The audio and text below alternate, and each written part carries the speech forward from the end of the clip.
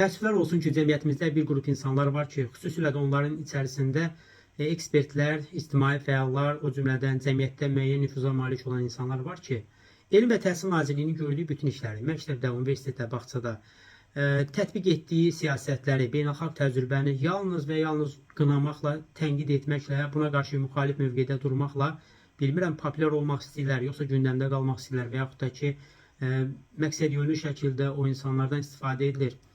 Mən niyə bunu dilə gətirdim? Çünki son zamanlar Elm və Təhsil Naziri cənab Emin Əmrullayevin müsahibələrin birində bildirmişdir ki, artıq məktəblərimizin publik hüquqi şəxsiyyət çevrilməsinin zamanı gəlib çatmışdır.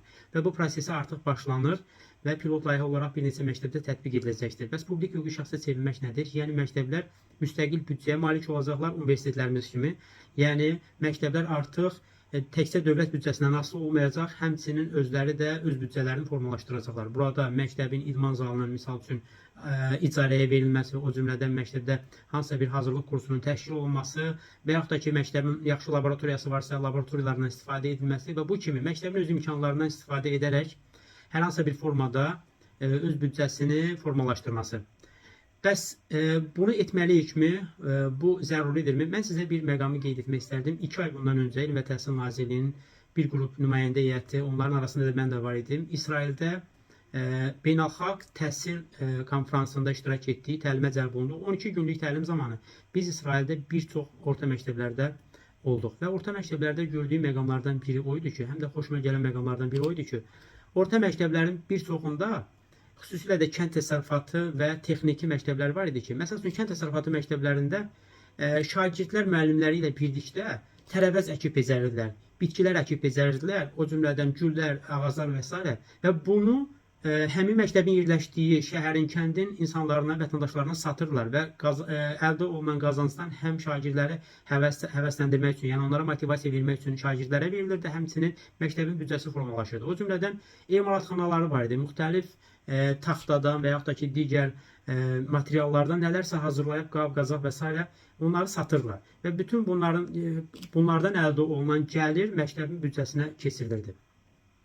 İndi mən bununla bağlı araşdırma elədim və araşdırmada bir neçə ölkənin, hansı ki, Azərbaycanlıların bizim daha çox tanıdığımız ölkələr var ki, bu ölkələrin təcrübəsinə göstərir ki, məktəblər publik hüquqi şəxsiyyət çevrilməlidir. Mən bir neçə nümunəni sizə təqdim edəcəm, amma nümunələrə keçməzdən əvvəl ən çox tənqid olunan məsələ nədir? Məktəb direktoruna sərbəstçilik versək, məktəb direktoru rüşvət arealını daha da artıracaqdır. Yəni, rüşvət mənbələri biraz da artacaqdır. Gəlin etiraf edək ki, Azərbaycanda təhsil sistemi 2 milyondan çox insanın hər gün cəlb olunduğu ən geniş sahədir. Və düşünün ki, 170 minə yaxın müəllim var, 3500-dən yuxarı, 3600-dən yuxarı məktəb direktoru var, 4500-ə yaxın, təxminən 4500-dən yaxın məktəb var. Yəni, bu qədər məktəb direktorunun içərisində, belə deyim, vicdanı ilə bağlı problemi olan, dəyərlərinə hörmət etməyən, məktəbi qazanc yeri kimi görən insanlar təbii ki, olacaqdır. Və xüsusən də son zamanlar məktəb direktorlarının rüşvət alması ilə bağlı halların geniş ictimaiyyətə çatdırılması bugünün problemi deyil. Gəlin etiraf edək ki, 10 il bundan qabaq bu qədər biz hər şeyi çəkib paylaşmağı bacarmırdıq.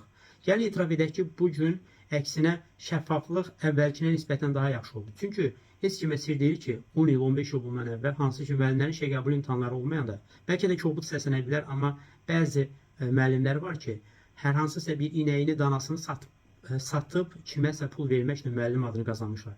Bu heç kimə sir deyil.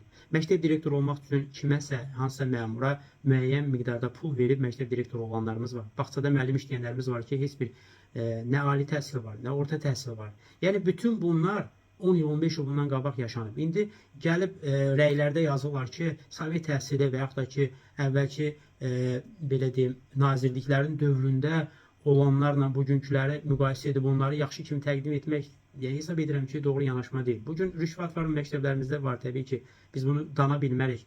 Məktəblərimizdə şagirdlərin məktəbdən yayınılması halları varmı? Var. Amma bu əvvəl yox idi mi? Əvvəllər bundan daha çox idi. Sadəcə olaraq əvvəllər biz bunu çəkib paylaşa bilmirdik. Ya telefonlar az idi və yaxud da ki, bunu etməkdən qorxurdu. Amma bugün sevindirici məqam ondan ibarətdir ki, insanlar haqsızlıqla qarşılaşanda məktəb olmur, digər hansı sahə olsun çəkib paylaşmağı bacarırlar. Bir də bir məqamda səmimi olmaq lazımdır ki, biz məktəbləri çəkib paylaşdığımız qədər, orada olan nöqsanları dilə gətirdiyimiz qədər heç bir sahədə bunu edə bilmirik. Bu da əslində Elm və Təhsil Nazirliyinin şəffaf idarə etməsindən irəli gəlir. Və heç kim deyə bilməz ki, Elm və Təhsil Naziri və yaxud da ki, Emin Əmrullayev hansısa məktəb direktorunun rüşvətxorluğuna göz yumur. Ola bilsin ki, hansısa xoşa gəlməz hallar nəzərdən qaçıb, amma sizə əmin edirəm ki, tezliklə həmin məqamların da üstü açılacaqdır.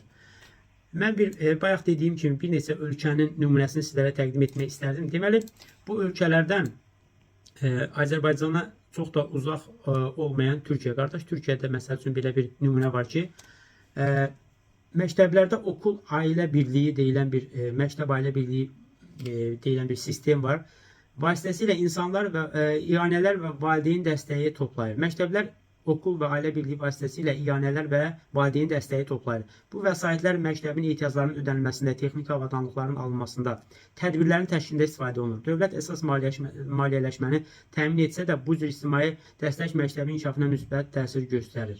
O cümlədən, baxın, son zamanlar dünyada ən çox PISA beynəlxalq şagird qiymətləndirilməsində ən yüksək yerlərdən birini tutan Finlandiya, Estoniya nümunələrini sizə göstərəcəm. Məsəl üçün Finlandiyada dünyada təhsil sistemi ilə nümunə göstərilən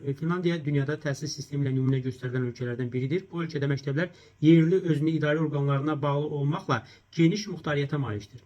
Valideyn asosiasiyaları, bələdiyyələr və ictimai qurumlar məktəblərə iyanə və texniki dəstək göstərir.